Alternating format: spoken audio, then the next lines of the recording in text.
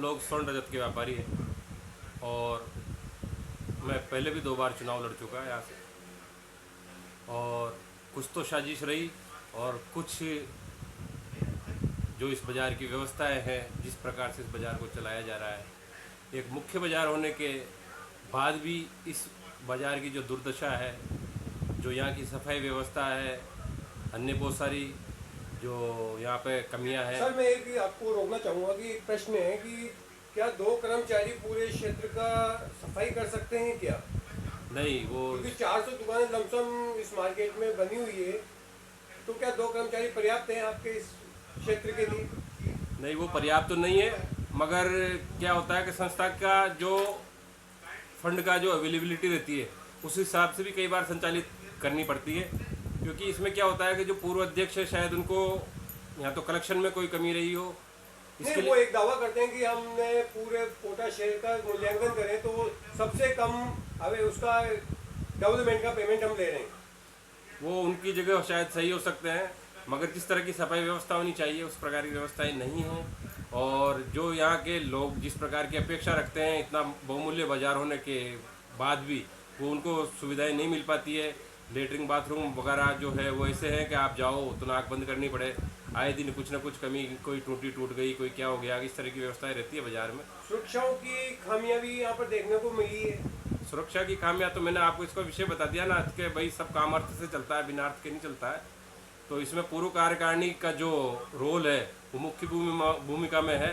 उन्होंने किस तरह से बाजार संचालित किया, अब मैंने अपने अध्यक्ष का फॉर्म भरा है, तो हम अपने हिसाब से अपनी नीतियों से काम करेंगे। जितना अच्छा से अच्छा इस बाजार के लिए कर सकते हैं उतना करेंगे। व्यवस्थाएं पूर्व में कई अनुभव भी रहे हैं कि संस्थाओं के कैसे संचालन किया जा सकता है। पूर्व में मैं मेरे समाज के 12 साल से अध्यक्ष हूँ और पूर्व अनुभव के आधार पर ही मैंने इस संस्था में अपना नामांकन दाखिल किया है और जनता मुझे अवसर देगी, मुझे इसी प्रकार की अपेक्षा है।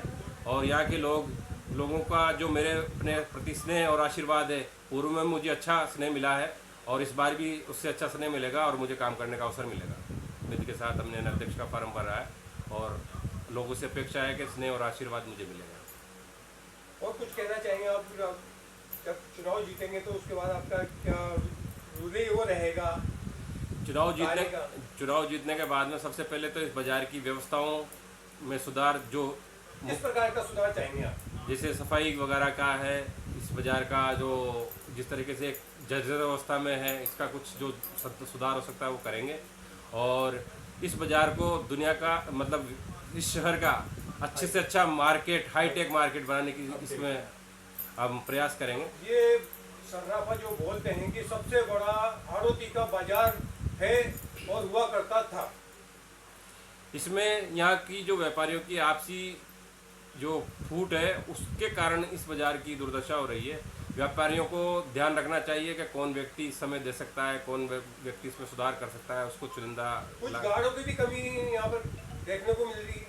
वो तो सुरक्षा व्यवस्था में आता है, इसमें गार्ड बढ़ाकर और सेफ्टी जैसे कैमरे लगे हुए हैं तो और भी गार्ड बढ़ाकर इसमें सुरक्षा का लाभ दिया जाएगा ताकि बाजार को। ये जो आपने न्यूनतम जो इनको वेतन दिया जा रहा है वो पर्याप्त है क्या?